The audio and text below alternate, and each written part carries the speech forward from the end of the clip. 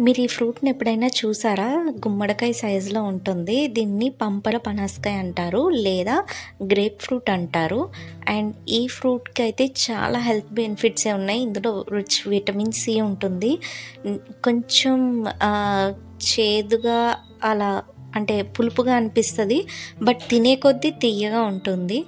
బావుంటది. అండ్ ఎవరు 1, 2 తొనలకి మించి తినలేరు. అండ్ దీన్ని పీల్ చేయడం కూడా చాలా కష్టం. అంటే తొక్క చాలా బండగా ఉంటుంది. అండ్ ఈ ఫ్రూట్ వల్ల హెల్త్ బెనిఫిట్స్ అయితే చాలా ఉన్నాయి.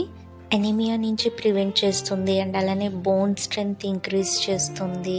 ప్రీమెచ్యూర్ ఏజింగ్ ప్రాబ్లమ్స్ ఉన్న వాళ్ళకి అది రెడ్యూస్ చేస్తుంది. అండ్ అలానే క్యాన్సర్ రెడ్యూస్ అవ్వడానికి హెల్ప్ అవుతుంది.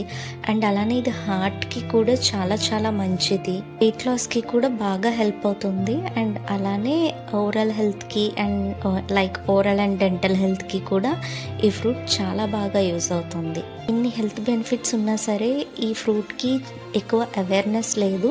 సో మీరు ఎప్పుడైనా దీన్ని చూస్తే మాత్రం ఖచ్చితంగా దాన్ని తీసుకుని టేస్ట్ చేయండి. కొంచెం పులుపుగా ఉంటుంది. బట్ తినగా తినగా తియ్యగా ఉంది అన్నట్టు అనిపిస్తుంది. ఓవరాల్‌గా అయితే బానే ఉంటుంది. సో ఈసారి తప్పకుండా ట్రై చేయండి.